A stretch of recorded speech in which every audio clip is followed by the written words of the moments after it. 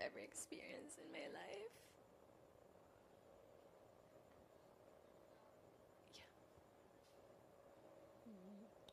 So, I know, may pinagdadaanan ka nga. Pero paano ka nagko-cope up ngayon?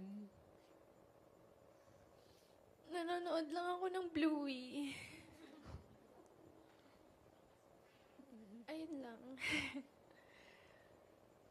Well, walang nagtanong, but,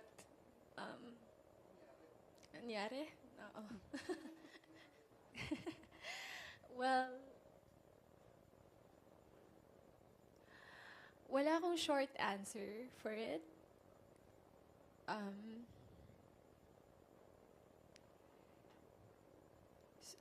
Hindi ko rin siya malabas ng isang statement lang kasi hindi ganun kadali. Hindi ganun kadali